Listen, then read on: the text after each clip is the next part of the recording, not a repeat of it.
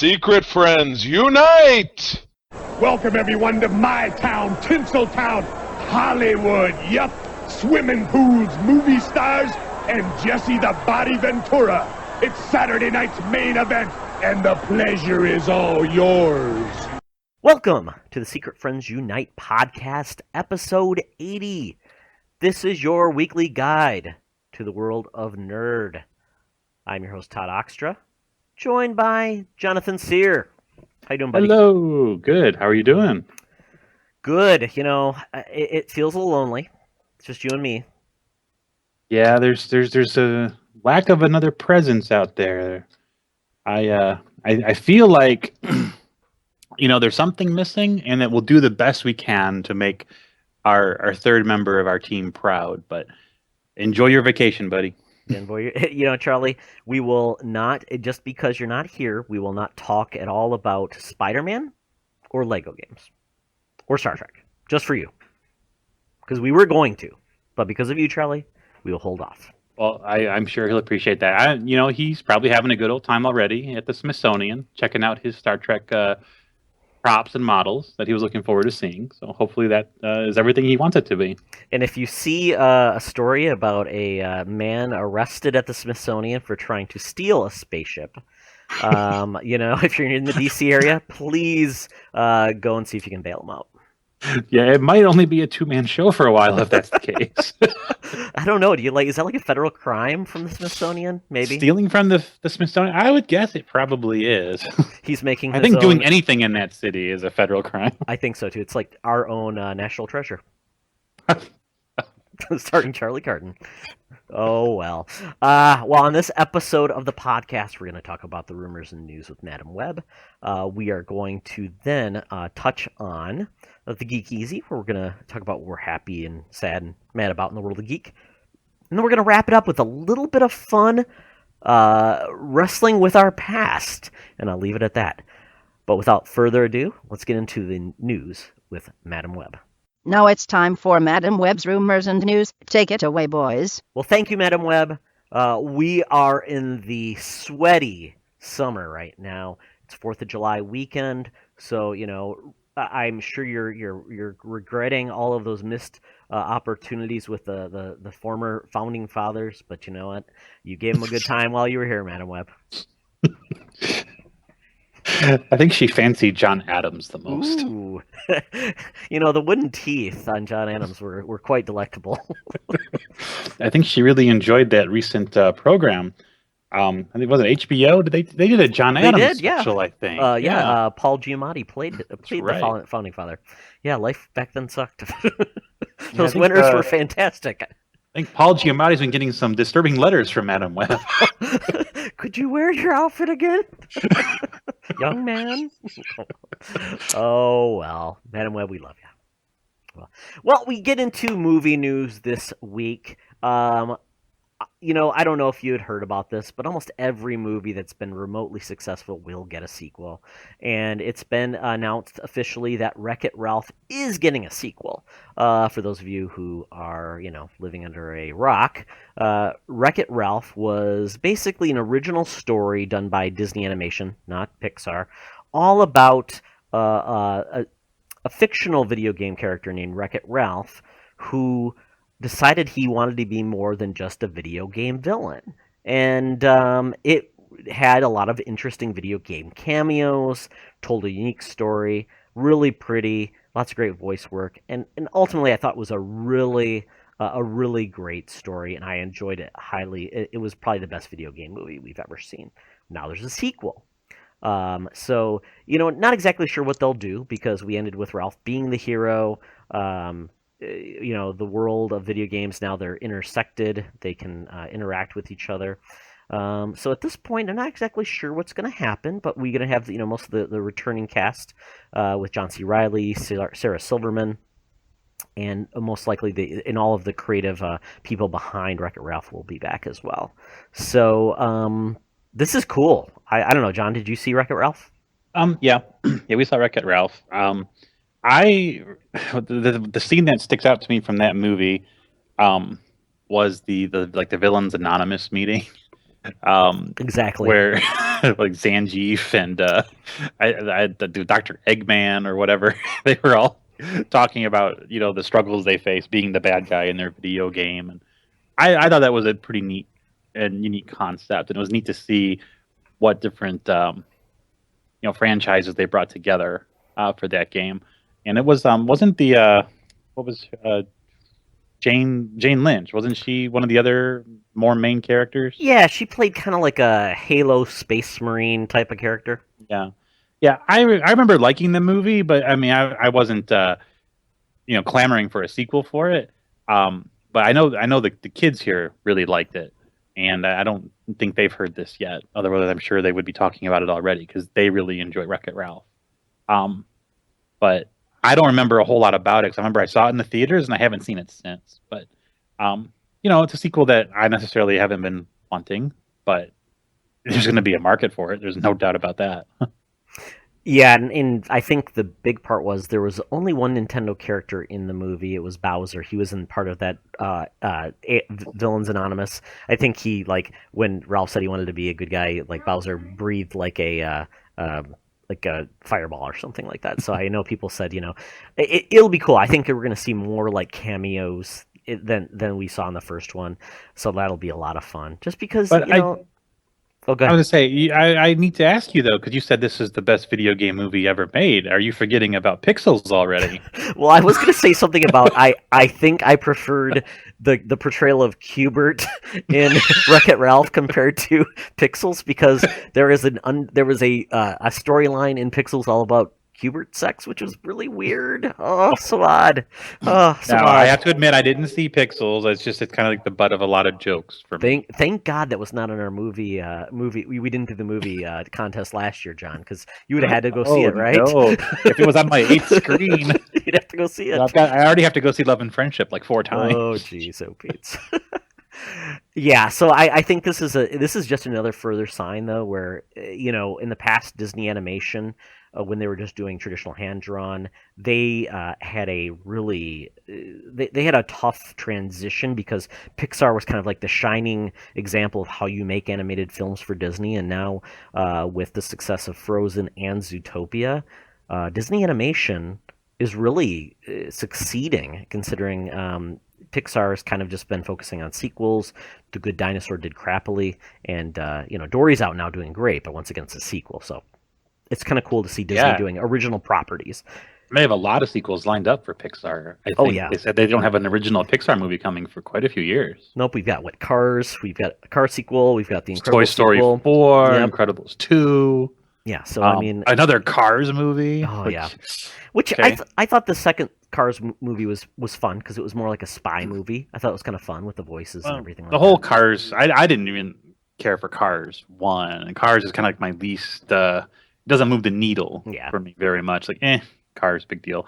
And I know they had spin-offs. I don't know if there was like a Big Lots version of Cars when they did those planes. Oh, they did planes. Rescue. Yeah, that was like the direct-to-video. Yeah, that was horrible. Yeah. It was like, Lion King 1.5. That's exactly it. The Lion King 1.5, Cinderella 3, whatever that animation. She got her groove back. I don't know. She met Stella and they had a wacky adventure in Bermuda. I don't know. Cindy's Wild Ride. But and then they have a new movie. I don't know if you saw the trailer for it. It's called Moana. It's Disney Animation's doing it. It's animated, CG animated, and it's all about kind of like it's almost like New Zealand or the Maori people of New Zealand. It's about them, and The Rock is doing one of the voices, and he's like this big Polynesian like demigod. It looks absolutely adorable. So I mean, New Zealand. If it has New Zealanders, does it have Flight of the Conchords in it? And do they do any music? Ooh, they should do the music. Yes, that's a must. Oh, I love Flight of the Conchords. We could have a whole Flight of the Conchords segment, actually. And speaking, if you like Flight of the Conchords, there was a movie that we talked about previously. It's called, I believe, What We Do in the Shadows. It's all about it's kind of a mockumentary about vampires from different ages and how they've adapted it, and it's by the guys from Flight of the Conchords. Oh, so it's got like modern vampires, like the Twilight vampires. It's got like the classic like Bram Stoker's Dracula vampires. It looks absolutely hilarious. I need to see that. Maybe that's a movie we should all watch because we haven't. I think that's going to be a thing we're going to do. That would be very cool. Now, does Jermaine and Brett do they have any appearances in the movie? Or are they just okay? Yes. One of them at least is the actor. I believe the other one's directing it. Taika Waititi, is that the one other guy? He's got an interesting name. Oh, I don't know. Yeah, he directed the Flight of the Conchords. His name's Taika Waititi or something like that. It's got a really weird name. And then the two guys that are on screen, but I believe at least Jermaine is at least in the movie. So there you go. Well, Jermaine could play a very good vampire. Oh yeah, he was awesome. He's awesome. Love him. He's fantastic. I'm surprised he doesn't do more stuff, actually. Well, didn't they do the music from the first Muppets movie? Yeah, Brett McKenzie. Yeah. He did the music. Yeah. And it was great. That was one of my favorite parts. And I didn't know that he did the music for that movie. I remember being at the theater watching it and making the comment to Christy on the way out that wow, that sounds a lot like what Flight of the Conchords would put together for a Muppet movie. Those songs remind me so much of that. And then I find out, oh yeah, Brett McKenzie did all the music. It's like, oh well, there you go. Did you send the film company a strongly worded letter that, hey, you ripped off the Flight of the Conchords? Oops, sorry. Like, no, we didn't rip them off. We actually had them make the music. Yes. So shut up, young little man. Go away. Oh. But I thought that was great. I think their type of humor translated really well for the Muppets. The first Muppets. See, I never saw the first one. I saw the second one. I enjoyed it, but everybody said the first one was great. So I need to watch that. Oh, with the Jason Segel? Yeah, I never watched it. Oh, yeah, you need to see the first. Yeah, it's really good. It's just so much better than the Muppets Most Wanted. And I enjoyed that one, so I guess. And then I think you'd like it even more. Okay. I mean, I was disappointed in Muppets Most Wanted because of how good Muppets was. Okay. Yeah, I thought there were some fun songs, and yeah. Yeah. Oh, and maybe you not having seen the first Muppets. No, yeah. Maybe made Most Wanted, a better experience. Sure, it probably was.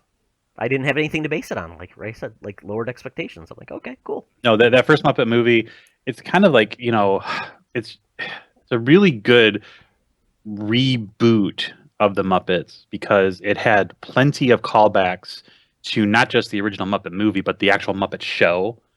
All kinds of just such good heart in that movie. It was so fun. And it was good for kids of today to be introduced to them and enough for adults to remember, enough callbacks to the actual show. And just always love Rainbow Connection on the big screen. Just love it. Well, just imagine, John, if you had not seen either of those two Muppet movies and you watched the Muppets TV show, you would be like so happy. Just watch them backwards, right? Goodness. Just watch them backwards. You'll be like so happy about the Muppets at the end, right? It's like, wow. I don't know. I mean, that Muppets TV show, my goodness. It's like, let's make sad Muppets. Oh, God, yeah. It's like, this is... The Muppets must have ruined somebody's childhood. And he's like, you know what? I'm going to ruin your adulthood. Oh, well. Yeah, well, they tried something different, and at least they pulled the plug. And maybe the next time they try, bring them back out, they'll remember what the Muppets are supposed to do. Just do a damn variety show and get it over with, right? Well, and there was a variety show with Neil Patrick Harris recently. Like, no, you had the Muppets are supposed to be in that show. That's right. They should have been hosting it. With Neil Patrick Harris. That would have been great. I think he would do great with Muppets. Oh, yeah. I think anybody mixing him in. Once again, just put the Muppets with a variety of weird, celebrities, bring in Moomin Go crazy. Oh, well. Moomin kids, if you don't know what it is, look it up on the internet. You'll be like, oh, my God, were our parents on crack? Yes, they were. Oh, well. Some of those people were. Probably. Creative people, they like to be inspired by, chemical means. It takes a special kind of someone to create Gonzo. Exactly. That doesn't come from just, sitting out drinking coffee. Sorry. Oh, well. So, but in further movie news, apparently someone is willing a He-Man movie into life. We've been hearing about this potential movie coming out. There's been other people that have been talking about making it. Justin Lin, who is now working on, he did Star Trek Beyond. He's going to be doing the Aquaman movie. He was tied to this movie at first. They were going to make a He-Man movie, which quite honestly, He-Man is kind of, since there was a cartoon series in Cartoon Network, probably like 2001. It was early 2000s. Yeah, which I enjoyed a lot. It was fun. It played with, the animation was better, the storyline was better. Has been comic book since, and they've been horrible. There hasn't been much going on with the world of He-Man. There hasn't been video games or anything like that. So now there's talks that McG of Charlie's Angel fame, Terminator Salvation fame, is going to be making a He-Man Masters of the Universe movie. And the only reason we're talking about this is because Kellen Lutz, who is famous for being in the crappy Twilight series, and a crappy Hercules film that was not with The Rock, is apparently he was given a opportunity to rehearse for the role of He-Man. So, other than that, that's about all we know. But John, let's not talk about this new He-Man movie. Let's talk about the 1987 Masters of the Universe movie. Which I believe was recently on Netflix or Hulu. So it was on one of them very recently. It's probably always on somewhere. It's always on somewhere. See, it seems like that's the kind of movie that would play on TBS on Saturday afternoons, right after Dumb and Dumber. Because I remember, what I remember about that movie the most was I loved the cartoon. I had all these action figures. And then I go to the movie, and then half of the characters I'd never heard of, and there's like this weird Ewoky dwarf thing.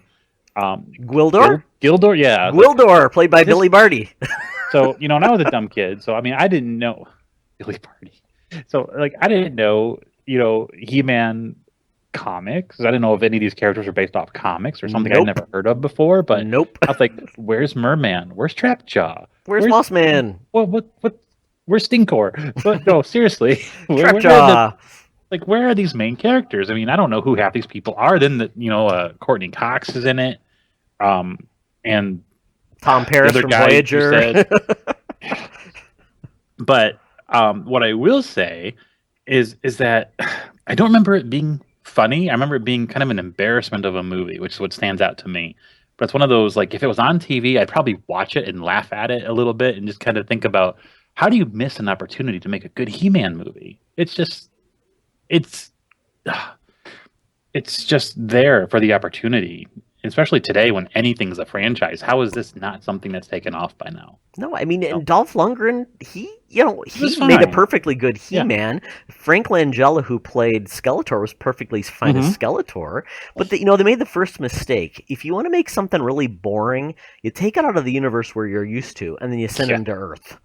Yeah, go to Earth and deal with humans instead of, staying on Eternia and doing all these things that are part of the He-Man universe. Where's Castle Grayskull? Nowhere to be seen. Yeah, no Castle Grayskull, no Panther, if I remember correctly. No Battle Cat. None of their cool vehicles that they would have in the cartoon. There was no Prince Adam even. He didn't transform. Yeah, so missed it's almost opportunity. Yeah, it's really bad. It's almost like they just had a bunch of guys do some LARPing and they videotaped it. hey, would you like to be in a movie? Yeah, I believe the studio that did that was called Karolko. What have they done recently? Nothing. They it was basically a bunch of studio heads who were big into cocaine, and they got a lot of properties from the mid '80s. They did I believe they did the original Terminator or Terminator 2, but they went under because they were just totally mismanaged. They spent a lot on licenses, but then didn't spend anything on actors or scripts or special effects, and it all came to crap. It was bad. It was a bad, funny. I don't know. It's like the type of thing. Mystery Science Theater could have done a whole episode of that movie. They should. Yeah, modern classics. They don't need to do the stuff from the 50s, 60s, and 70s anymore. There's a lot of crappy 80s movies. There's enough of a catalog that you could. And I think the MST3K guys, I think they do. Is it Riff Tracks? Riff Tracks. Where they do kind of. It's not like a show where you've got the robot silhouettes and Joel or Mike sitting there making the comments, but that is out there. I don't know if they do these types of movies though, because I've seen Jurassic Park and other more. They shouldn't do good movies. They should not do good movies. Master of the Universe is the exact type of movie they should do. And you know what? They can afford the rights in Being Front versus Rip Tracks, where you have to like rent the movie separately, and then you play the riff tracks behind it. It's kind of like pairing up a movie with like Dark Side of the Moon, playing it at the same time. Oh well. Dark oh Side well. of the Eternian Moon. Oh well. Poor He-Man. We know you well. I think the only thing you're being seen on is now like Robot Chicken or something like that, Well, because they use those figures. That early 2000s cartoon, though, that was well done. Oh yeah, it was fun. I really enjoyed it, and they had an action figure line of the new cartoon that ran for 2 or 3 years also that was not successful. I know I got a couple of them back in the day because they look so much better than the 80s version. But, maybe it's just not something that picks up enough steam. No. Maybe it's just interest isn't there. No, I mean, well, Barbarian movies like Conan the Barbarian, the new reboots have not done well. Hercules. Well, the Tarzan's out. Look, if they can make a Tarzan movie, they can make a He-Man. That's true. Oh God, remember the Hercules Lee Ferrigno movies? No, not Lee Ferrigno. Lou Ferrigno. Oh my God, those are so awesome from the early '80s. I think they're all made in Italy, and I think they just dubbed in the English after. Good times. Oh well. Great. Well, moving on to something probably a little bit more entertaining is in TV news. There is going to be a new project by the guy behind Community, Dan Harmon. He also made what's the name of the series he does? The animated one that people like. I'm looking for the name of it. Sorry, I'll edit it. I don't know. It's Rick and Morty. So yes, Dan Harmon did Community. He also is now currently known as the co-creator of Rick and Morty, which some people don't like, some people really love. So it's a little bit jarring animation. It's in your face. It's Adult Swim. So yeah, whether you like it or not, don't like it camp. Yeah, of that show. I found things that are fun about it, but I can understand why people wouldn't like it. It's definitely not something that is for everybody. But what he is doing, which is kind of cool, he's made an animated series, hybrid animated, called Harmon Quest. And basically, he gets his friends together, his friends meaning like celebrities that he knows, to be entertaining, and they get together and play D&D. The hook is, as they're doing the D&D sessions, they're basically recording it, and someone is animating it later. So what you're seeing is basically their characters created, and their adventure, the dungeon master and everything, basically being portrayed animated wise. And I don't know if they're going to cut in between to show you like them realistically and then go and show the characters. But from what I saw from the trailer, there's one out now, and this actually starts on July 14th on NBC's comedy streaming platform Seeso. Is it the Life Seeso? Life Aquatic? Life Aquatic with Steve Seeso. Yes, but it does look really funny. A lot of funny people if you're like in the internet, meme crew. There's like Ron Funches, Paul F. Tompkins, Aubrey Plaza, a lot of different other people, John Hodgman. So it looks really funny. I think it's a really unique take, but I don't know how I'm going to watch Seeso. so if anybody knows where Seeso is, you can check it out. I would think the article doesn't tell you where Seeso even is. It just says, it's on Seeso. That's going to be the next movie, Finding Seeso. Finding Seeso. It's the threequel to Finding Nemo. I didn't find Nemo. I didn't find a fish, but I did find some really, really, really, really offensive animated things and comedy. Oh, here we go, John. You can find Seeso online at Seeso.com. It's only $3.99 a month, and it's ad-free 24/7. And you can get 1 month free. So maybe we should get our 1 month free when this debuts, and then turn it off. July 14th, one of us can pick it up. Like I said, when we talked a little bit about this, I like the concept. I think it's kind of cool.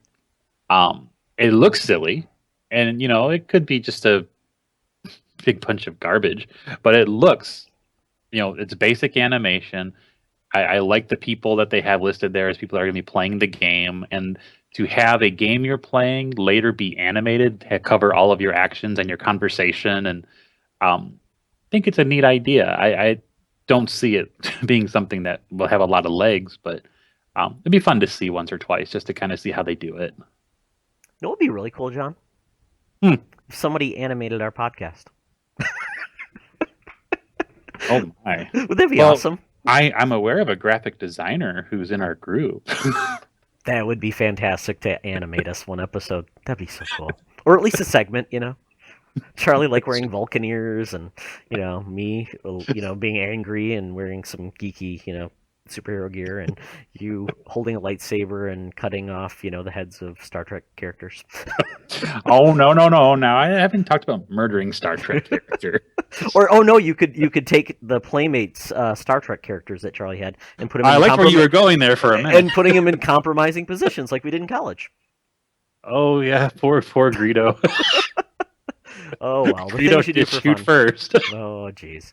Well, and I was going to say, this is kind of similar to a concept I've seen with tabletop gaming. It's becoming more popular, D&D and stuff like that, but there's actually some internet sites that do basically tabletop gaming. And the cool part is they tell you about a game and they explain it and they play it for you. So rather than you investing $40 in a new game, you can see how fun it is and then try it on your own. Yeah, it's really cool. So it's if you a video, like what they do for demos for video games. Exactly. There's actually somebody that will actually explain a game to you, because that's one of the biggest problems with a lot of these tabletop games. They're complex. The rule book is ridiculous, but there's somebody that pays somebody to explain the rules to you in videos. So it takes out the pain, I guess. So if you're interested in tabletop gaming and learn more about that, actually geekandsundry.com has a show called Tabletop. It's all videos, and it's got internet celebrities like Will Wheaton, and etc. And they play games, and you can watch them and enjoy it. Oh, well. There was a, I don't know if you ever watched the IT Crowd. The character Moss used to have I think it was a tabletop gaming podcast. Oh, awesome! Where they would play and review games. I mean, it was obviously just crazy funny and ridiculous, but that's the first thing I thought of was, it was pretty painful to watch it on a sitcom, but I think the concept is not bad. No, it's not. I think I it's really fun don't if you like it. especially if you're into that type of tabletop gaming. Yeah, I think it's a good idea. We have a collectibles store. They're really a sports cards with some comics, but they're really filled with all these games. Do they have tables too where people can come in? Yeah, I've never heard of them. I never heard of probably 80 to 90% of the games in there. I wouldn't know what to go pick up and they're try pricey out. too. Yeah, they're like 40, 50, 60 bucks. It's like, no, I need to know more about it. And how much time does it take to play a game like this? Is it something that I'll play once, never play again? So I think there's definitely some opportunity there. Yeah. So it's coming out in 2 weeks. It's free for a month in CISO. So you know what? Watch all of them at one time, and then you can forget about CISO. Oh well, it sounds fun. And wrapping up the news really quickly in video games, I always try to give you guys the heads up when free games are coming out on PlayStation and Xbox, and they've been announced for July. So if you are a Xbox Live Gold member or a PlayStation Plus member, the games have been announced on PlayStation. If you have PS Plus, these games are free for this month coming up. So get them while they're available because they go away at the end of the month. On PS4, you get Saints Row 4, Get Out of Hell. A lot of fun. That's like an open world, really wacky GTA game, but they go to hell. So it's a little bit even more on the fantastical side. Then there's Fury, which is kind of a weird indie game. It's looks like there's some action online combat with it. So it could be interesting, but once again, it's free. Play it. It's fun. On PS3, we've got Call of Juarez, Bound in Blood. It's kind of an old-time Western type of shooter. Fat Princess. It's a really weird game about a fat princess who likes cake. Take that as how you will. If you like fat princesses, you like cake. There you go. It's your perfect game on PS3. Then on Vita, you got... What? What does she do? She eats cake, John. And you have to carry her because she wants more cake. Yes. So it's not like Cake Mama? It's like actual... No, you're carrying around a princess, and she needs to eat cake. And she gets fat. But it's all in good fun. Well, yes. What are you carrying her around for? Because she needs cake and she can't pick herself up. Did you get a wheelbarrow? I don't make these games up, John. I just talk about them. This is on PlayStation. All right. Yes, it is. So You'll never know. That would get me to, out of just sheer curiosity, check that game out if I had. You're like, I'm going to buy a $400 PlayStation and find out about Fat Princess. There is an iOS app called Fat Princess. If you want to play it, it's free, so you can play it if you want to check it out. Oh, good. But it's not like the whole game, but it's the fact that there is actually. Does she live in Swamp Castle? I don't know. I will send you a video after this about Fat Princess. I remember it was like an online game, and you fought each other, and the whole idea was to save your princess, but make sure she eats her cake. So, there you go. So don't blame me. I want someone to play this game, and I want to hear about it because I am intrigued. Okay. Well, I don't have a PlayStation 3 anymore, so I can't play it. Yeah. But you can play it on your iPhone. You can download the app on your I might have to. Okay, there you go. At least for a couple minutes to see what it is. Just give it a try. I tell you, it sounds interesting and really messed up. That's a good combo. Well, see, that's what they got you intrigued. That's where they get you, John. Just something simple and ridiculous. Sounds fun. I need more fat princesses who like cake. That's all you want, John, in your games. Okay, and then on Vita, we've got Orishika Tainted Bloodlines, and it's like an RPG, Japanese RPG on the Vita, and Prince of Persia Revelation, which is kind of a blend of the old PlayStation 2 games, portable-wise. Yeah, in total, those games... Now, is that Fat Prince of Persia? No, it's not Fat Prince of Persia. Oh. No, he's fit and trim. Oh. Yeah, he does not like cake. Oh, well. Maybe you would like cake. He'd be happier. That's his revelation. He likes cake. There you go. Well, if you bought all these games on PlayStation this month, it would cost you $79.95. So having PlayStation Plus membership saves you all that money and get to play those games. So, but if you have an Xbox with Games with Gold, if you have Xbox Live membership, you get the Banner Saga 2. It's kind of like a strategy adventure game set in some type of old school fantastical world. I've heard it's really good. There's Tumblestone, which is a puzzle game on Xbox One. On Xbox 360, which is now backwards compatible on Xbox One, Tom Clancy's Rainbow Six Vegas 2, which is kind of an online, team-based online shooter. And Tron Evolution, which was a video game based on the movie, which I hope the game was better than the movie. It looked cool, but ultimately was not that great. But if you want to get these games, they're worth $53.97. So they're free all month. So get them now before they go away. Boy, I should have had a PlayStation. That's all I'm going to say. Made the wrong choice. I know that Fat Princess, John. Makes you regret it. Oh, well. See? But you know what? Check it out on the app and see what you think. Oh, well. Okay, well, that takes us out of the news and rumors. And, John, I think I hear that Yacht Rock playing, so I think it's time to get into the Geek-Easy. Talk nerdy to me.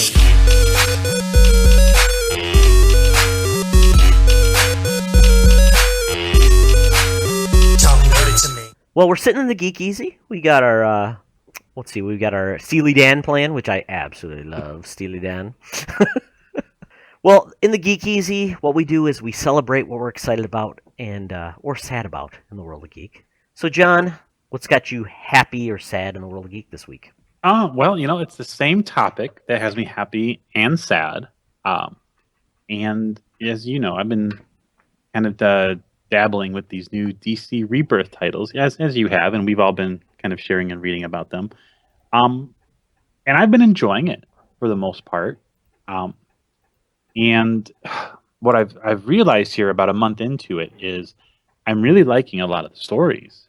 And I had a little bit of a revelation when I was looking at a couple of the month solicitations down the road that I started seeing a lot of rotating artists on the ones I've been liking. And it got me, I don't want to say frustrated because this really isn't a big part of my life at all. But I was like, I'm just finding a title I like. I'm just something I'm thinking, I might enjoy following this. And then, well, the artist is going to change 3 times in the next 6 issues. So, I don't like when the styles change. So it got me down on some of these titles. So I looked at a lot of them, and almost all of them are doing this on this, twice monthly of distribution, I guess you can call it. Every month, every other week. Hang on. You just ruined what I was doing. What are you doing? What? Well, then come give it to me. Hang on, Todd. Okay. What What did I ruin? What did I ruin? I'd have to try it. Is it good? Hang on. Sorry, Todd. This is great, isn't it? Well, tell Christy if she doesn't behave, I won't talk about Game of Thrones. It's good. Yeah. Isn't it? Thank you. It sounds delicious. It's purple cauliflower. Okay. Made out of real grape. No. Very good, but they covered it in butter and spices. Of course, it's good. Mm. You want to find a way to murder a vegetable. Mm. Christy will find it. Remember the whole don't drown your food? Well, they're drowning. All right, swimming in butter. Fat princess. Mm. Give me purple cauliflower. Okay, let me try it here again. Blah, blah, blah, blah. So with these twice monthly titles, I was looking that they're rotating their artists. Sometimes it's every other issue it's somebody new. Maybe 1 month it's one artist, and another month it's a different one. And it might be fine story wise, but it bothers me. It got me to the point where, I don't want to invest any type of, I don't want to invest my money, and I don't want to get invested in a story and then have the next issue come out and have it look terrible and I don't like it anymore. So that's when I reached out to you guys this week and said, why do they do this? And if they're going to rotate artists, why don't they just do these once a month? So it's really started to bother me. And it shouldn't, I suppose, but it does. It bothers me that, I want my storyteller and my artist to be together on the same story arc at least. And if you're going to have problems meeting the schedule, don't do it. So I don't understand. And this is probably part of the world of comics that I don't get. So let me know, Todd. Am I just being silly about this, or is it a valid complaint? It's a valid complaint. It really is. I mean, it's the way comics have changed over the years. You used to have artists and writers as teams for at least story arcs. The problem we've been seeing, though, is a lot of the artists have not been able to deliver a monthly comic on a monthly basis. So that's why you get the fill-in artists. Now, what I would rather have is different artists on an individual issue rather than several artists on an issue, where they've only doing 3 or 4 pages, and it gets confusing because you get one character, you're like, oh, I think that's that guy, and then the next page it's like, is that guy? It's disruptive and it's dumb, and especially with doing two issues a month, which what they're doing a lot of these books. I prefer what they would do with the Wonder Woman method, where there's 2 storylines, and you pick the one you like and you read that rather than both of them. But with this, if you liked one artist, I looked at a lot of the Rebirth titles, just the standalone, which kind of gives you the status quo, and then issue number 1, they're almost all different. Yep. So I would say skip the Rebirth and just go into issue number 1. Maybe that's a better. Well, what do you think?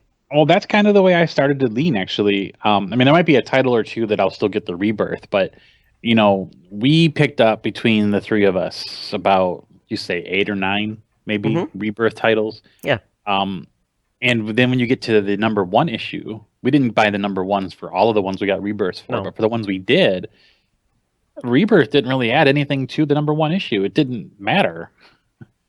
It was like a there rehash. Was nothing of consequence. And the one that was the most egregious to me was the Batman Rebirth. You read Batman number 1 and then Batman Rebirth, which took place right before it. There's nothing from Batman Rebirth that matters. No, and I don't know if that was supposed to be more like this is kind of a feel for what will happen eventually. It will hit on different story arcs within that Rebirth, or because they weren't a direct, you went from Rebirth and the events flowed naturally. So it was a little confusing. Yeah, the Green Arrow Rebirth was probably still the best one with the Black Canary showing up. That was cool, and she carried over to the first issue, so maybe you missed that, but it's not like it's not rehashed at the very beginning of number 1 anyway. So I thinking that these Rebirth titles are just, hey, give us $3 extra to read this little snippet of something just so you kind of know what the character's like. Well, you could do the same thing 2 weeks later with the number 1 issue that actually kicks off the story Because I remember I read Batman #1 and I was complaining to you guys right away. So well, this is stupid. Yeah. This is nothing like what the Rebirth said. So why did we waste our money on Rebirth? Yeah, I kind of agree. Yeah, the rebirths I think are just. I think unless you're like new to comics and you don't know who these characters are and you just want to get a feel for that character, it's really kind of pointless. Well, Especially and, if you read the rebirth, like the one shot. Well, and add to that these Rebirth one-shots cost the exact same amount as the #1 does. Mhm. So save your money and just get the #1. Yeah. Because the Rebirth, you might buy that for the same amount it costs you to buy #1, and you might get a preview of a part of a story that's coming down months later or something that doesn't have anything to do with what the story is going to be. So even if you don't know anything about the character, just skip the Rebirth part. It doesn't. Nothing from any of the Rebirths I've read really matters once you get to the first issues. I can't think of anything that mattered. I mean, do you? Do you think of anything that mattered from the Rebirth titles? Nope, and I'm going to call them rebirth. Rebirth. From now on. Rebirth. Kind of like Titanic, not Titanic. Titanic. Yes. Well, and the Wonder Woman Rebirth is a good example. They had 4 artists on that Rebirth issue. Exactly. Like, do you really need 4 artists to do a 20-page? Oh, you get 5 pages, and you get 5 pages, and it's really, unless you're doing like the only way I've found it's effective when you use multiple artists on an issue is if you truly did like maybe flashbacks. Or maybe like a hallucinogenic or dream state where you could utilize a different artist's approach and make it look different, that would be fine. But if you're basically in the same world, same universe, and you have two different artists within the same issue, it's very jarring. Yeah, well, what I've decided to do is pretty much not follow these titles. Like, I was going to follow Green Arrow, maybe Wonder Woman. I think instead I'm going to just sample the #1s of the ones that are interesting to me, like in July and August, but still kind of, follow the reviews and word of mouth of the ones that I've liked so far to see if they kind of keep up their quality. And then you can always look at them and trade down the road. There'll probably be 1 or 2 that I actually do end up following, my absolute favorites, but their comics are so expensive, and some of these that go twice a month, you got to be really picky. At least, I've got a budget for some spending money. Comics does not take up a big part of that at all. So I want to be really picky about it. So I start seeing these artists changing, like, no. I'm not going to get started down this road and then not like what I see and then drop out in the middle of the story.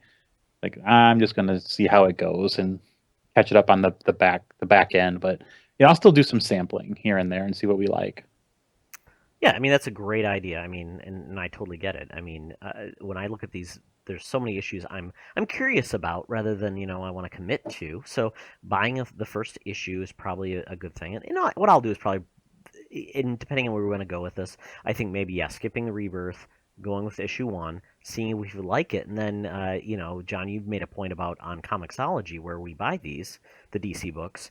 They go on sale typically 2 months after.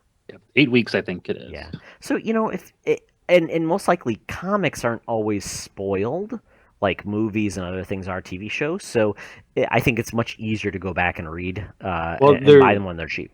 Yeah, I mean, they're spoiled only if you're actively looking and reading about them. And, I think the recent Captain America thing, that was making a lot of, I'm not going to say headlines, but it was a very widely talked about topic in our group. And I think you'd have to go looking for it if you're just regular, browsing of the internet. If you're not going to comic sites or geek sites or part of a group like this, I mean, you're not going to hear much about it. And then if you do hear much about it, it's going to be people whining about it. Yeah. Yeah, like the Hydra one. Yeah, Cap Hydra. Yeah, that's what I'm talking about. Yeah. Yeah, that was like the one, and then it's like almost people were just making observations before they even read the comics. They just heard the end game and it was like, oh, blah, blah, blah. I'm like, I read the comic. It was fine. I mean, yeah. So, and it didn't change the outcome of that book. I thought it was still a well done book. So. Yeah, so basically my takeaway is I'm enjoying the actual story of Rebirth. I like the tone of a lot of these stories. I don't like the rotating artists. I don't like the release schedule. I don't like that the rebirth issues have nothing to do with the number ones when they get started. So I'm being a little bit more picky, a little bit more picking and choosing. But I don't want to be down on it because I think it's an improvement from where they were. But, just enough of it's kind of grinding my gears.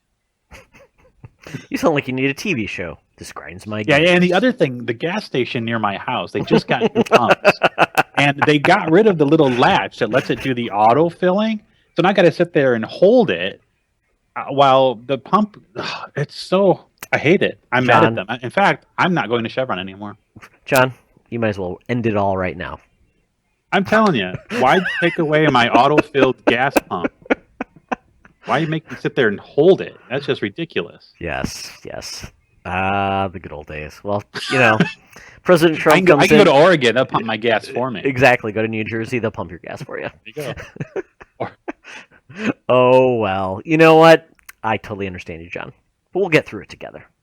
Oh, I appreciate that. It's good not to be alone. No. Well, for me, it's a couple of things. I just want to touch on these really quickly. Finally saw Zootopia this weekend, and I tell ya, that movie is awesome. Holy cow! I don't know if I've made this clear before. I could care less about Finding Dory. I didn't find Finding Nemo interesting. I didn't find. I don't want to find Ellen in the sea. She's just not interesting to me. CISO. Exactly. She's on CISO, probably. I just don't care. But Zootopia, everybody, is buzzed about. And I'm like, is it really that good? And it was excellent. Oh my God, the acting was great. The animation was awesome. And if you enjoy like puns and like just inside jokes and just clever writing, this movie was full of it. Oh my God, it was awesome. Jason, oh God, I'm blanking on his name. No, Jason from Arrested Development. Oh, Jason Bateman. Jason Bateman was the fox. He was so good. It just the script just flowed out of him. It was awesome, John. I could not recommend this movie higher. It's probably one of my favorite movies I've seen all year. Oh wow! It's so much better than X-Men or any of those movies. It was just really well done, and I just love the fact that yes, it tried to stand up for some things, but it wasn't preachy. It was just doing its things, and it's a great movie. And I could see it becoming a sequel because they've set it up that way. But I mean, it's a wonderful world, and it's beautiful, and yeah, Zootopia. Yes, exactly. There you go. Put a 2 on there, and you're good to go. So, if you have ever thought I don't want to see it. It's fantastic. It's like $8 or $6 to rent on Amazon if you just want to rent it through Amazon service. Versus and I can tell you that Zootopia is playing at our local cheap movie still. Definitely, so it might even be cheaper than getting it on Blu-ray or renting it. Yeah, I can see now why it was worth so much on our movie competition. Yeah, it's awesome. Oh, hey. Yeah, I would say take your family to it because right now there's no good movies to see anyways. Yep. In the world of TV, and for John's wonderful wife Christy, she's requested we talk about Game of Thrones more, so we will. We finally finished Game of Thrones season 6. Now, John, did you see this? No, you did not. But okay, I haven't seen Game of Thrones season 1. So okay. This is kind of your soapbox. Will I spoil it for you, or do you care? No, I really don't care. Okay, well, gotcha. So, I have to say this. Game of Thrones Season 6 is got to be one of my favorite seasons in TV history.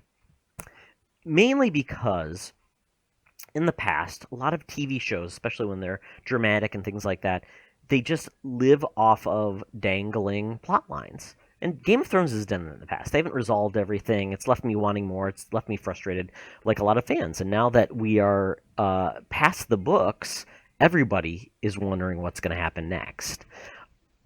And they have done so much more. The last episode I talked about, episode 9 with the battle and kind of how that was left. Well, guess what? With episode 10, they have resolved almost all of the plot lines. So season 7, and apparently we're only going to get like 13 more seasons total. So 13 more seasons? No, 13 episodes more. Oh, okay. Sorry. 13 episodes more across 2 seasons. That's not a lot. So they're going to have to do a lot of heavy lifting to get us there. But what they did, they basically set everything up. All of the key players are in their spots. We know what allegiances are happening. And it just feels like a relief. Like you just know, like, oh, God, finally. We're tired of all the treading water, and it's finally coming to a close. So I won't give much away with it because there's probably people who haven't watched it because they don't want to pay the money for HBO Go. But I think you'll be pleasantly surprised. You'll be happy with who has come to power and where our main players are coming. And there's definitely been a transition, and it's great. It's basically the old guard is left behind, and we're left with the new leaders of this world. So I'm going to ask you a quick question, though. So this was the first season that wasn't based on any of the books because they're done. Correct. Like the show has outpaced the writing. So what does that say? Is the show better without George R.R. Martin? I think what it does is the creators of the show have been thick as thieves with George R.R. Martin. He showed them basically a plot outline. But he didn't tell them how he was going to do it. But he's approved everything they've done. So I think that allows the people that love the books to get satisfaction out of the books separate from the TV show. And if you, Lord Almighty, if you want to wait to find out what's in the books, then God bless you. But yeah, we have no clue if the books will finish after the show is over. Yeah. But I'm happy because we don't have those fans who read the books like lording at us over it and saying it's better in the books. Well, I think people say that just because that's their thing to say. Yes, it is. But it's obviously it's wildly popular. It's just a show I haven't sat down and watched or gotten into, and I'm glad. My wife loves it. I've never seen her geek out over something like this. Probably worse than her Harry Potter time that we went through years ago. But she likes it, and I know she talked to you a little bit a week or two ago about it. So very good. Thank you for being an outlet for her. And I do have to laugh. I did watch it with my in-laws were in visiting, and I told my father-in-law, who's never watched Game of Thrones before, I'm like, hey, do you want to watch this with me? I think you'll think it's cool. It'll be really confusing.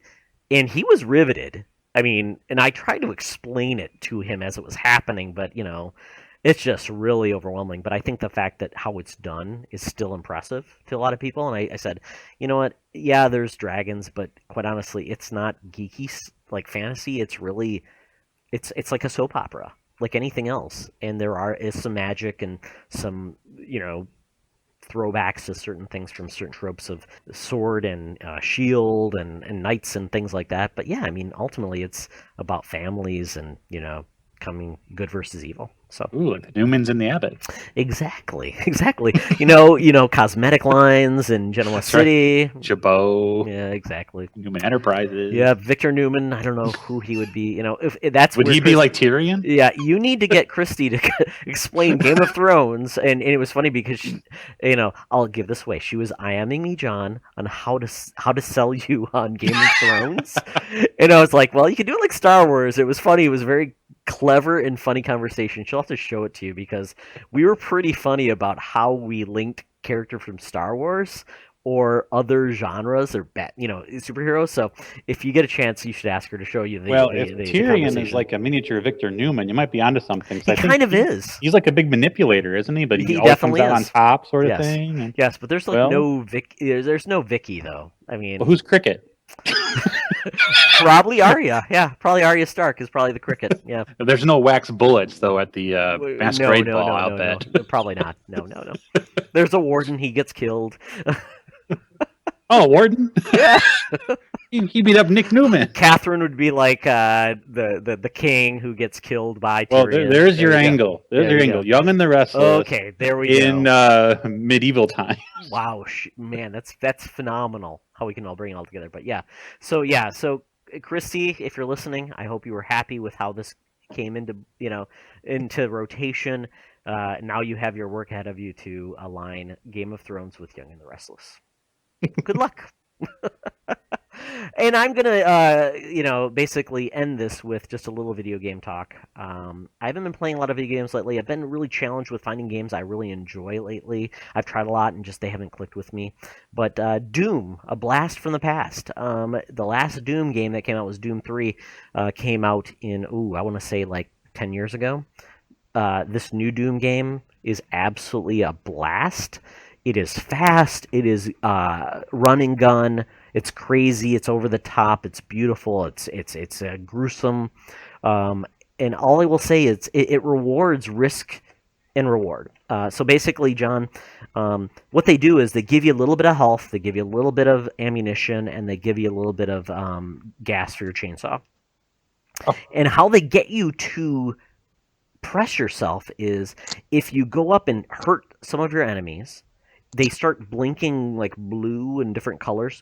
You basically like the get Pacman ghosts? It's kind of like that. It's kind of exactly like that. Actually, that's exactly like that. So the risk and rewards of Pacman, you eat the power pellet and they're purple. You chase them around to eat them. This is just like that with Doom. Doom Pacman. Doom Pacman. You shoot them, they start glowing. You can then come up and do this. They call it a glory move. Not glory hall, but a glory move. And you come up and you basically tear them apart. But when you do that, you get health and ammunition and gas.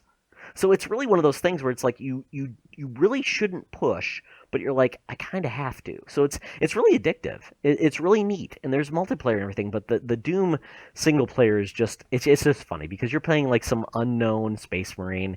It's stupid. It's over the top. It's really fun. So this is the type of game I've needed to just really get me out of like these over the top games that are theatrical and things. It's just a fun little run and gun game. So after we can't do an old N64 GoldenEye online. Oh, that would be awesome. That would be awesome. Well, yeah, they brought back GoldenEye, but it was not as good as the old one. Oh, that's got to be the original. Exactly, the Slapfest or whatever. I remember playing with Borowski, where you'd slap each other. Yep, that's right. Yep, you have the golden gun. Yep, all the golden gun, or you get one shot and that's it. Yeah. On 64, you had one screen where I don't know if you remember that people would take like cardboard and try to divide the screen on the TV so you wouldn't see what everybody was doing. Oh, it was good times. Oh well. And then after Doom, we did Gamefly sent the new Teenage Mutant Ninja Turtles game, which is by the same guys as the Transformers game, which I really enjoyed, so I might have to try that one out. But this is really a shame. It has no couch co-op play, which means I play with Logan next to me. You only can play co-op online, which is dumb. So a little disappointed about that, but it should be a lot of fun. It looks like an old comic book or an old cartoon that's actually well done. So very excited about that. So John, we need to leave a tip for the Geek-Easy. So Tip your waiters. Hopefully they did not spit in your Coke. I hope not. I hope not either. So with that, we're going to wrestle with our past. I'm Hulk Hogan, and I won't be alone tonight when I defend my World Championship title against Cowboy Bob Orton, because my main man, Mr. T, brother, is going to be in my corner. That's right, Hulk, baby. And if that fool, Roddy Piper, step his nose in the ring, he going to answer to me. I'll pity that fool. Well, welcome, friends, to the world of wrestling with Secret Friends Wrestling Federation. Oh, yeah. Snap into a Slim Jim. Brother. This is a one fall match. Well, seriously, getting back to this, John and I are both children of the 80s, and if you were a child of the 80s, wrestling was probably on a TV station near you, and you watched wrestling. You had rubbery wrestling action figures that really didn't move, and their wrestlers were involved in music and everything, and it was just a lot of fun. Hulk Hogan's Rock and Wrestling cartoon. Exactly. Cyndi Lauper with her Rock and Wrestling connection with Captain Lou Albano. Crazy movies and bad. No holds barred. No holds barred. Suburban Commando, whatever you want to call it. Yeah. So John was watching some things on YouTube, and he just went down a hole and came back and said, "Todd, we have to talk about this."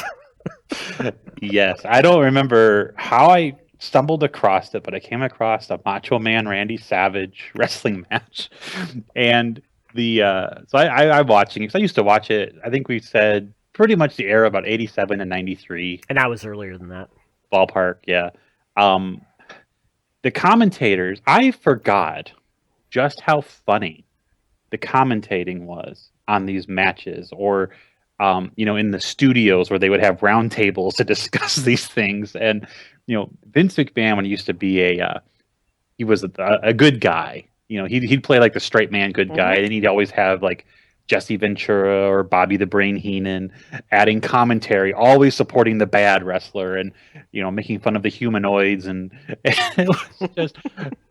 it was a blast. I was laughing, almost crying tears, laughing so hard because even now, Bobby Heenan made some pretty good adult-themed jokes that I never caught when I was a kid. And I was like, whoa. He talked about how some guy was all, letting out all his aggression because he doesn't have a girlfriend or something. And he needs an outlet because he's not, he made all kinds of Elizabeth jokes. And I was just cracking up. So I ended up in a YouTube vortex. I went down watching interviews in the Piper's Pit, watched, WWF Superstars and Prime Time when you had Gorilla Monsoon, Piper, and Bobby Heenan would have just hilarious interactions. They were so good. They really bought into their characters, sold it as if it was real, took it totally seriously, but all over the top. There's episodes of the Bobby Heenan show on YouTube, Todd. That is so much fun to watch. It is so bad with him and his oinkettes. It's so amazing. Oh, I mean, I literally have had probably 2 weeks of watching some of this old stuff. And YouTube has so much of it. I mean, they have the entire Royal Rumbles. They have old interviews, matches, WrestleMania matches.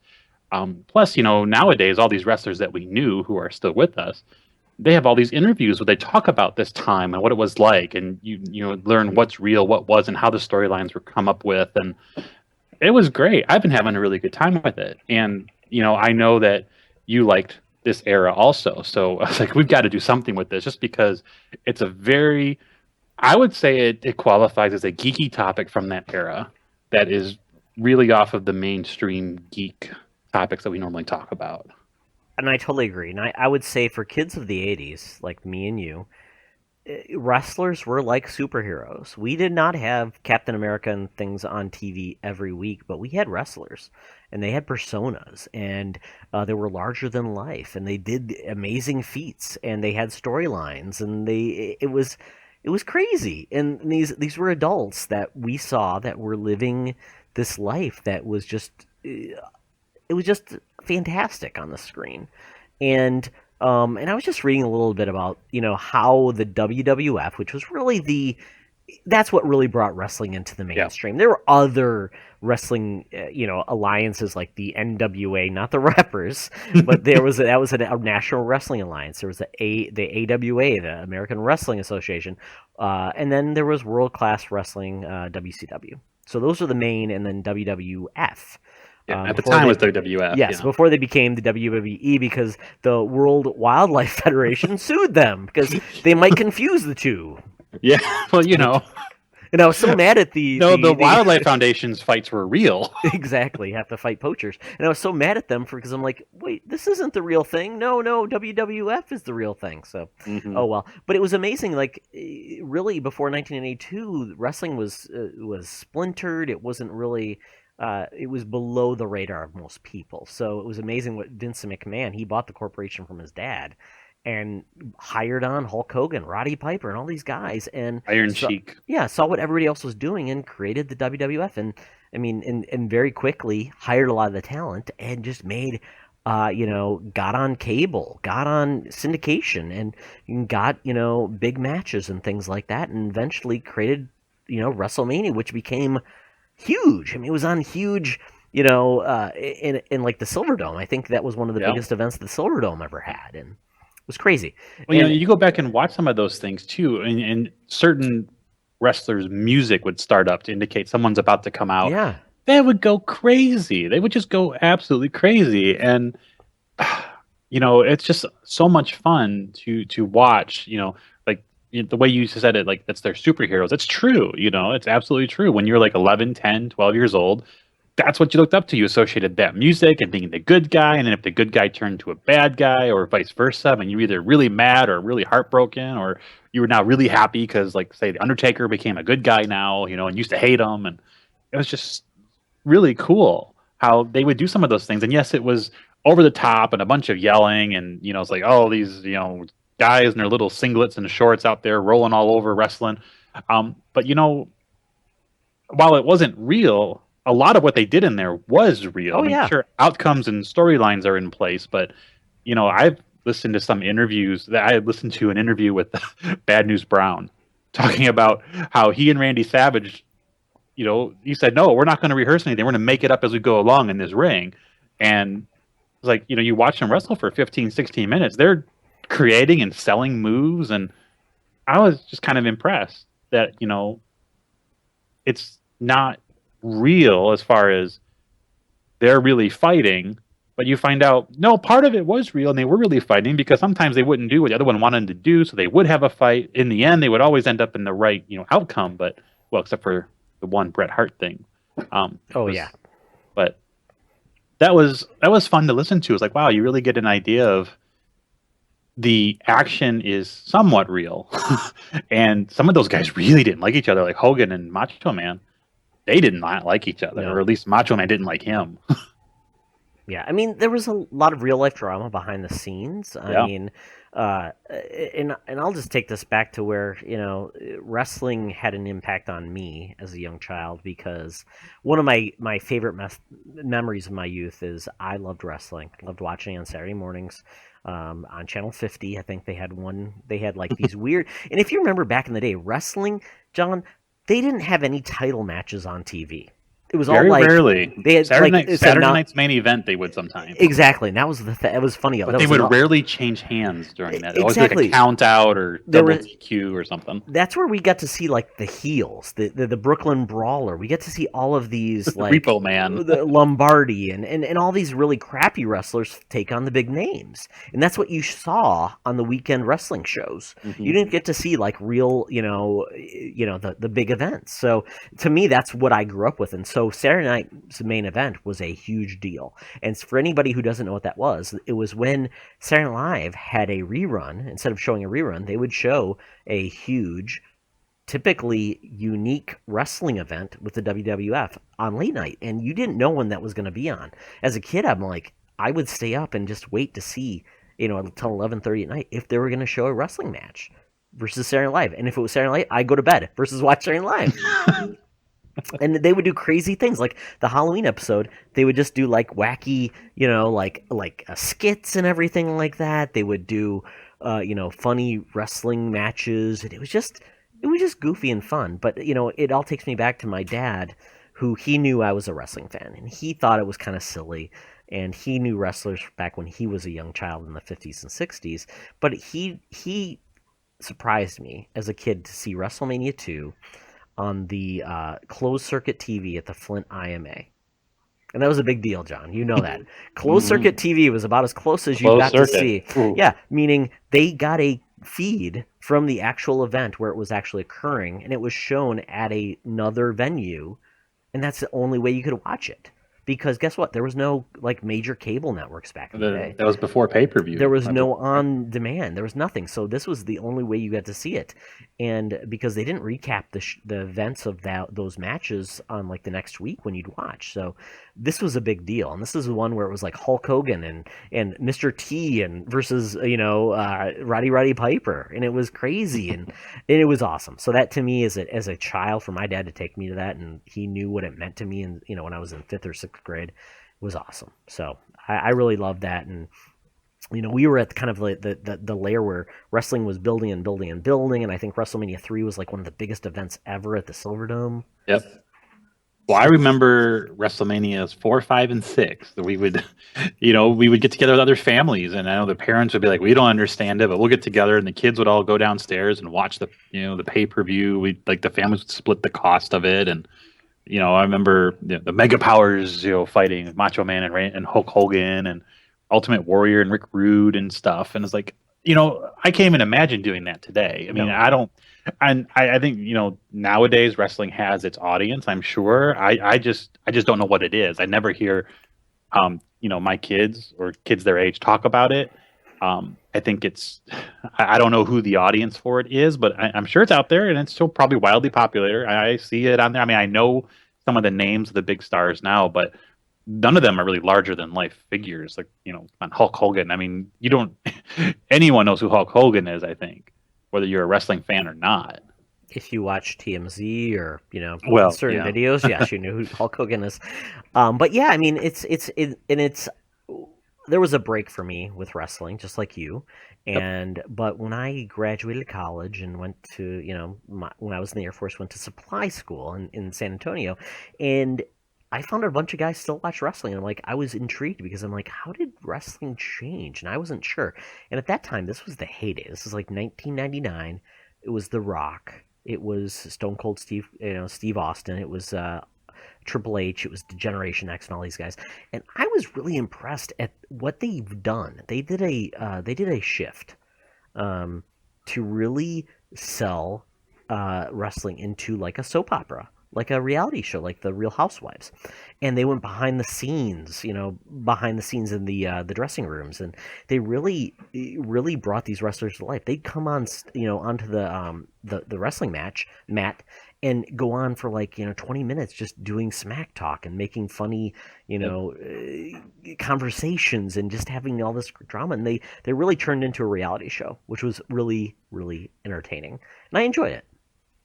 Yeah, and I've seen some of that, and I remember they did old clips too. Like they would do these staged things. Like you remember the Erwin R. Shyster character? Yes, IRS. Yep, I remember. He would do public service announcements during tax season, and they had like Mr. Perfect would do all these different sports things. Like he hit a home run every time they throw a ball at him, or he threw a pass to himself on the football field.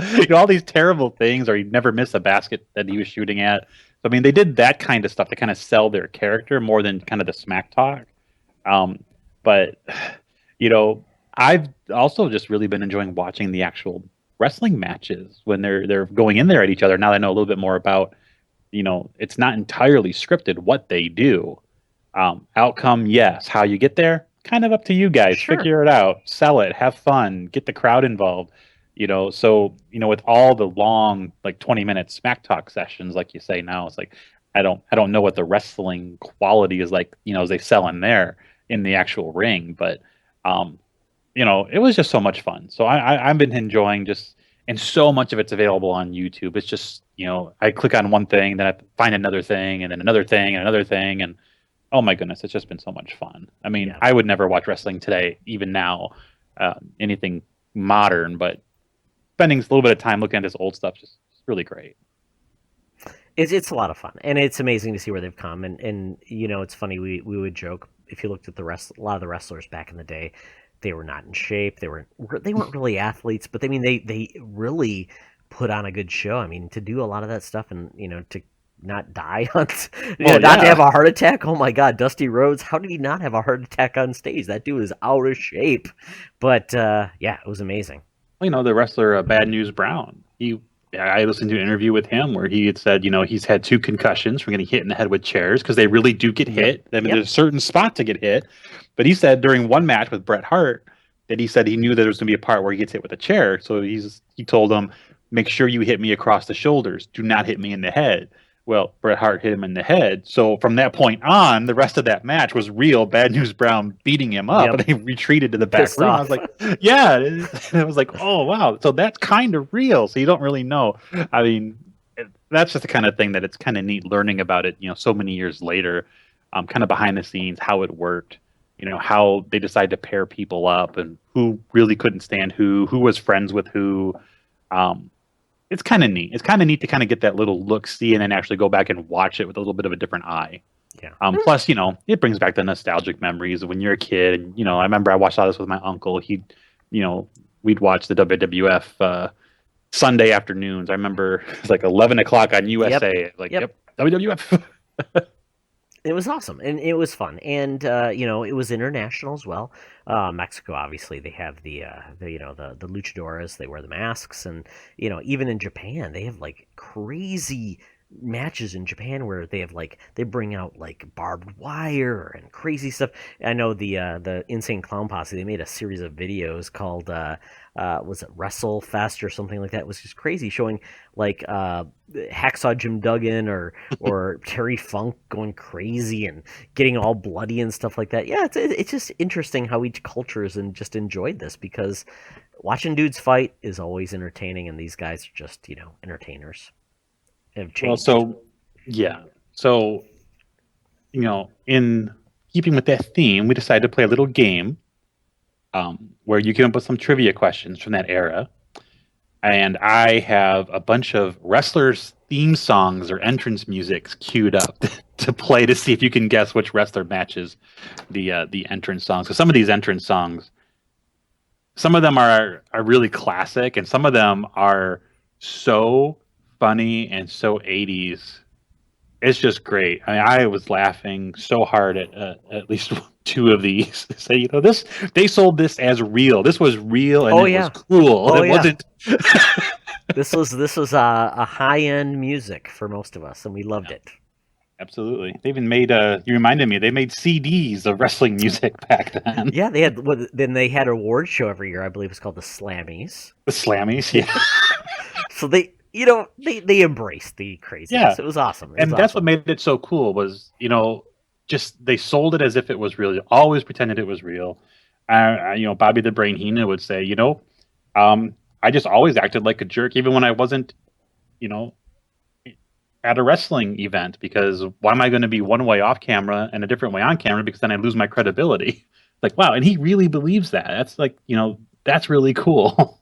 Yeah, and it's really awesome, because they do have a Hall of Fame, and they have some of these guys that come back, and the memories that they have, it's pretty awesome. And it does bring back a lot of memories, and it's like, as dumb as it is, it's still pretty awesome. Yeah, it's not to minimize it. It's no more if you love Star Wars. This is no less than that. No, it's just fun ridiculousness. Yeah. And if it's even new people that are into the modern, that's great. Yeah. We'd love to know what you like about it, because I quite honestly see a lot of these guys. They all look kind of the same. They're all big and bulky, and do their own thing. Yeah. Who's like the modern Bam Bam Bigelow? We don't know. I don't even. How do you differentiate one guy from the other? Exactly. We didn't even talk about the ladies of wrestling, but one thing I did want to talk about is, if you want to see how ridiculous it was, look up a video for Glow, Gorgeous Ladies of Wrestling, because they actually had an offshoot, and it was late night. And it was women wrestling, and it was crazy. So not everybody knows about that. So they're going to be potentially they're going to reboot it. So check out Glow. And to really commemorate the fun wrestling reminiscing we've had, we thought it'd be fun to challenge each other. And, you guys can play along as well with some various wrestling trivia. I'll be focusing on trivia questions. John will be focusing on wrestling music. So with that, let's get ready to rumble. So, the first question. Who was not a wrestling commentator? Gorilla Monsoon, Bob Uecker, Mean Gene Okerlund, or Paul Bearer? Oh. I think Bob Uecker was a guest announcer at a WrestleMania. So I'm going to say Paul Bearer. You are right. Yes, Bob Uecker was a announcer for WrestleMania. I can't remember which one, but Paul Bearer was the manager of The Undertaker. And he kind of talked like this. When they had their skits between their matches. Yeah, yes. He was great. When he had his own little talk show. Yes, it was. It was really weird. Kind of like Piper's Pit, or any of those shows. Yeah. Okay. Really weird. Hit me with the theme song. Name this wrestler's tune, or just name the wrestler.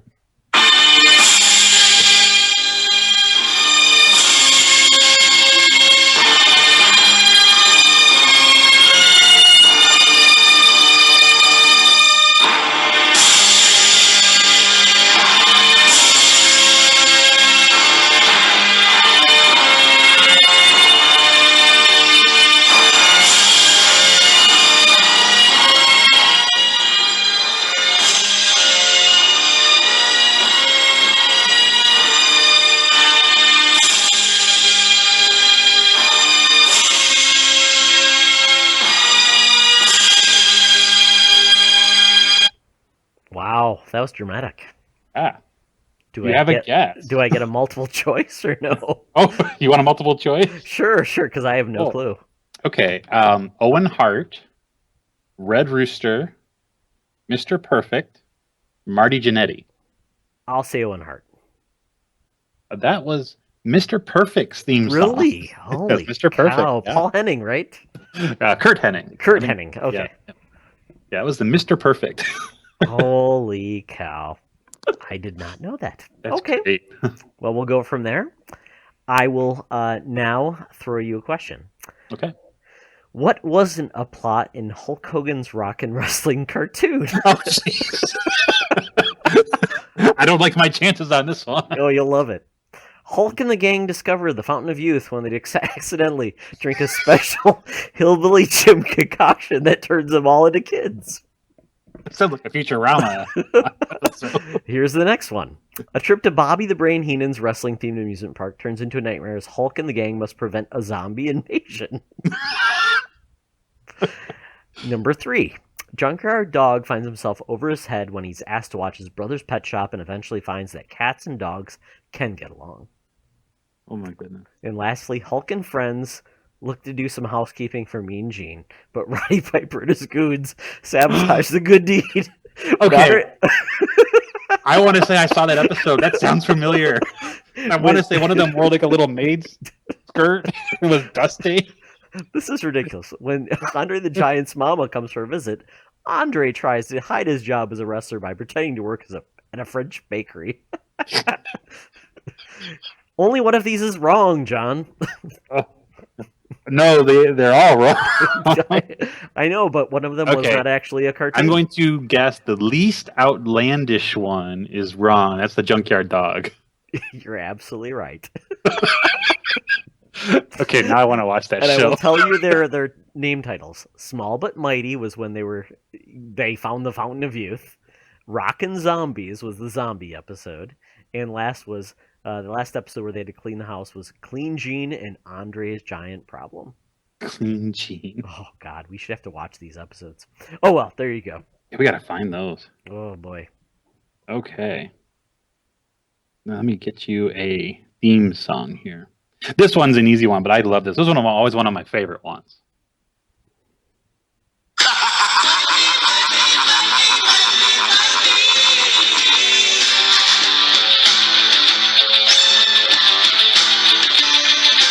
Everybody's got a prize. Oh, I know that one.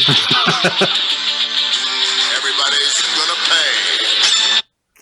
Could that be the $1 Million Man, Ted DiBiase? Yeah. With Ted Virgil, DiBiase. with Virgil, his manservant. Yep. One of the best heels of that time. Yeah. Oh, yeah. He was great. Okay, well, I'm going to give you a wrestler quiz. Okay, well, here we go. Junkyard Dog loved music and would sometimes dance in the ring. What Queen song did he often play as he walked into the ring? Oh. Would you like choices? No, I think it's Another One Bites the Dust. You are correct. I'm afraid I know all these. You win! Hey, I win nothing. Okay. I forgot. I remember he would like run around and headbutt people like on all fours, like a Junkyard Dog. All I can say, if you play the Junkyard Dog song, I'm excited for it. Sadly, I don't have that in queue. Actually, I'm going to find this one. You got to listen to this one. This one's crazy. Okay. I don't know if you'll know this one, but it's just for the value of the quality of this song. I about died when I heard this. Hit me with it.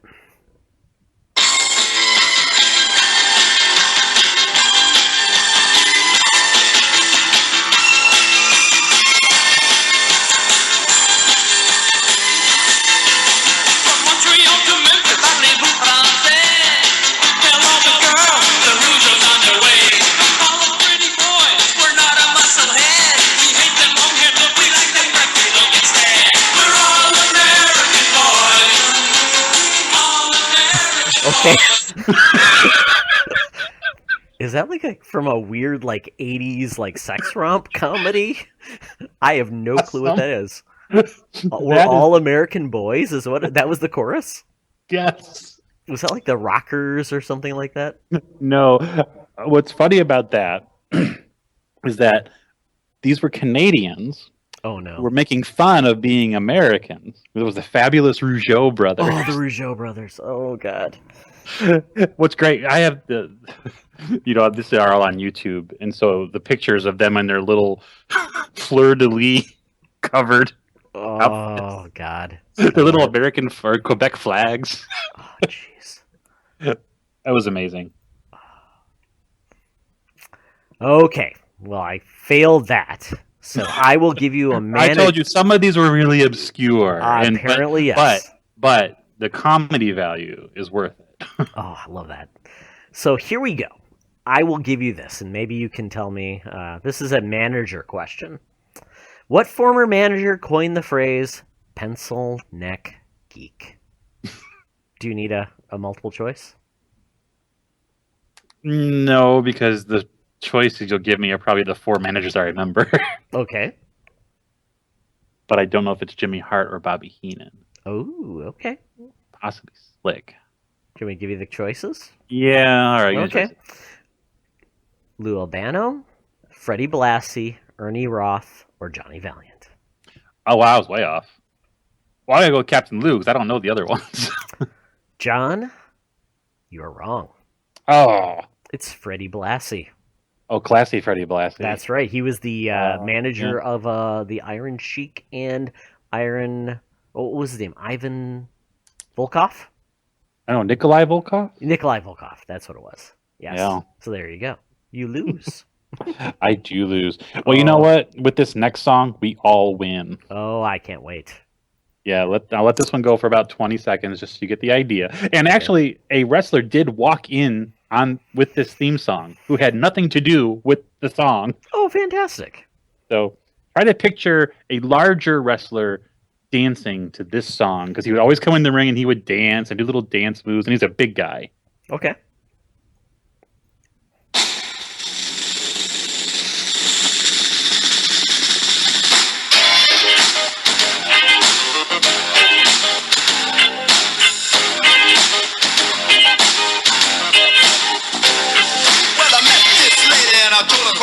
Said I love her forevermore.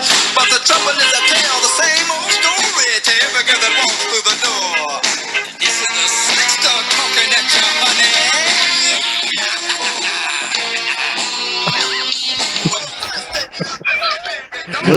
honey. Was Slick the manager? That was the Slickster. Yeah. Who did he manage though? I can't even remember. Well, he managed the Twin Towers. Remember who the Twin Towers were? Or the Twin Towers, and actually, I think I know. Was it Hakeem and Big Boss Man? Yes, those were the Twin Towers. But that was Hakeem's music. Which was a big white guy. The big fat white guy who used to be the one-man gang. Who were a dashiki. Yeah. It made no big sense. Yellow and blue, and he had the back of his shirt had an outline of Africa with the word Africa written across it. Which made no sense. It was like cross colors when we wear cross color clothes in high school. Yeah, we made no sense. I didn't realize that it was Slickster rapping for Hakeem to come in. Hakeem. Oh, jeez. Oh, so misguided. Whew. Okay. Some of the things you can't do anymore. No. Okay, well, we will go back to a wrestler question. Wrestling is a family business for Bret the Hitman Hart. What was the name of the family wrestling team he joined when he came to the WWF in the 1980s? Would you like multiple choices? Sure. The Heartbeats, the Heartbreakers, the Hart Foundation, or the Heart Attack? Heart Foundation. You are right. Now, for bonus points, do you remember who the famous partner was in the Hart Foundation? Oh, Jim the Anvil Neidhart. You're correct. They were not related by Bill Birth. No. Nope. But he was also related to British Bulldog Davy Boy Jones. Yep, and Owen Hart. Owen. Yeah, that's right. Yes, that's crazy. Funny. Yes, rest in peace, Owen. Okay. Oh. All right, here you go, Todd. This one I think you'll get pretty quickly.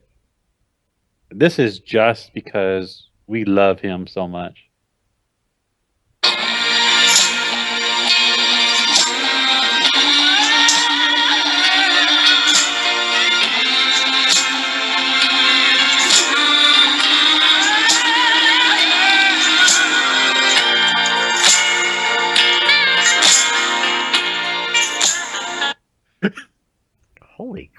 What was that? You're not giving me easy ones. That was the intro music for Brother Love. Oh, Brother Love. Do you love love? Oh, I love you. and he had like his own like talk show too. Yeah. Or a segment. Yeah. Who did he manage? Or was he just a wrestler? That's a great question. You know who he was? He was the manager, the original manager of The Undertaker. Really? And he sold The Undertaker to Paul Bearer. So bizarre. And then after that, he had his own. He had the Brother Love segments where. So bizarre. Usually, he would love and support the bad guys. That's and right. always get mad at the good guys. And I love. And he looked very red and I think his most famous segment was when the Rockers split up, when Shawn Michaels threw Marty Jannetty through the window on the set. Yes, I remember Piper's Pit when he hit Piper's Pit, yeah. Jimmy Snuka with a coconut. So bizarre.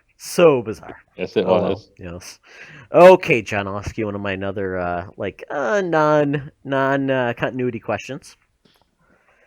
Which movie did Hulk Hogan not appear in? Number 1, No Holds Barred. Number 2, Three Ninjas. Number 3, 24-inch Pythons. Or number 4, Shadow Warriors 2, Hunt for the Death Merchant. Oh my. Those are all such good movies. I know. I'm sure you've seen them all many times. Well, I don't know if I know more. I know the first one, but I'll go with that Death Merchant one. You are wrong. Shadow Warriors 2, Hunt for the Death Merchant, actually had Carl Weathers in it, I believe. The fake one is 24-inch Pythons, which was the name of his, the name of his biceps. His biceps. Yeah. Well, knowing Hulk Hogan, he could have very well made a documentary about himself. He could have. That is the title. Kind of like Pumping Iron with Arnold Schwarzenegger, 24-inch Pythons. Okay. Well, here's an easy one. Okay. I think.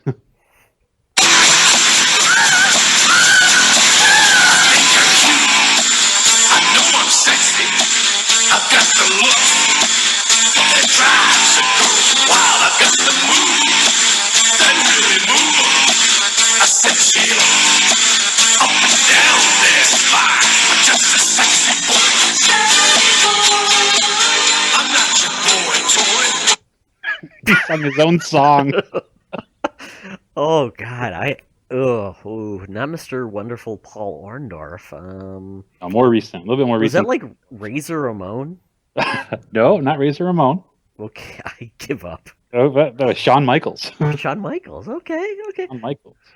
I thought maybe we get into like the Brutus the Barber Beefcake or something like that. Shawn Michaels, Heartbreak Kid. Oh, jeez. The original song was he and Sensational Sherry sang the lyrics. Sensational Sherry. Oh God, she's scary. Yeah. Okay, well this will be my last trivia question for you, John. Okay. So, true or false? Robert Remus, aka Sergeant Slaughter, really was a sergeant in the United States Marine Corps. Ooh. Boy, I'm going to say true. You are right. I thought so, but... These questions are pretty good.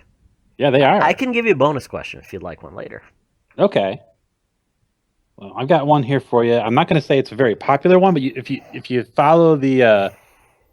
oh boy, I don't want to call it the genre of music here, but you might get this one. Okay.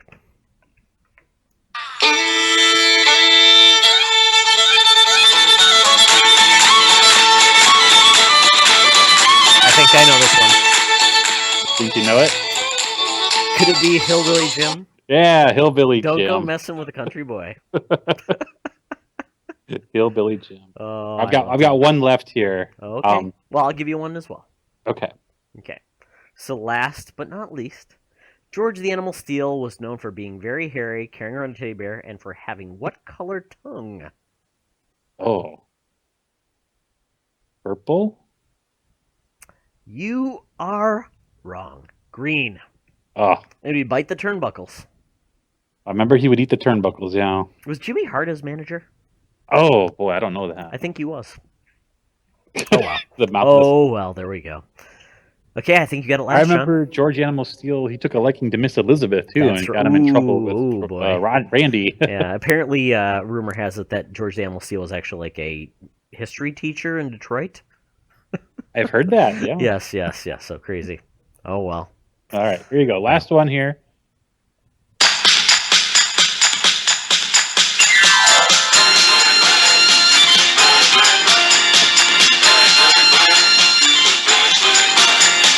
Come on, everybody, get up off your feet, put your hands together and do the bird with me. Oh, I know that one.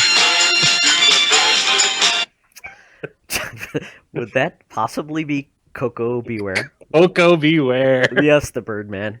Which apparently they didn't allow him to use the bird in No. reality. But that's what he went to the stage at. I know that. Oh, God. Oh, good times. Well, I tried to avoid the Macho Man, Hulk Hogan. Oh, sure. He was obvious, but some of the other ones I went through, man, I can't believe it. The Rougeau brothers killed me. Oh, God. There was one from the Mountie that I saw. There was The Mountie, I God. forgot about there, it. There's some really horrible ones that I just get rid of. I'm like, oh, my God. That's horrible. Yeah. Oh, God. Oh, good times though. Yeah. Well, you know what? If you are excited about wrestling and modern wrestling, let us know what you're excited about, and maybe you could tell us that would be fun to watch, because there's a lot of stuff out there that's really entertaining. I know there was really one good documentary that's been out about wrestling called Beyond the Mat, which is also depressing, really, about what happens to wrestlers when they just leave the game and they're broken and battered as humans. But we try to remember the good times, and yeah, it's really entertaining. It's a part of our youth, and I'm sure many more youth will love it for the next century. So That was a big deal back then. It was. People our age there. That was a big deal. It definitely was. Definitely was. Well, John, I think that wraps up the show for this week. But as you know, the Secret Friends Unite started as a Facebook group.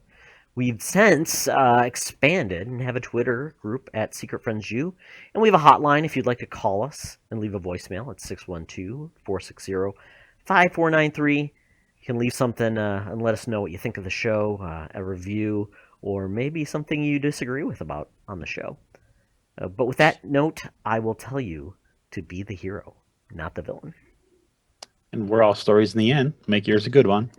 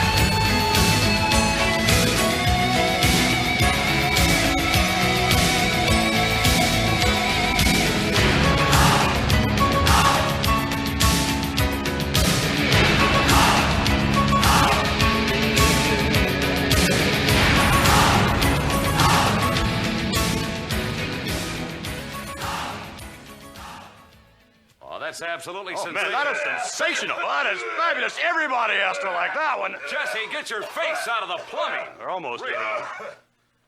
Come on, Jesse.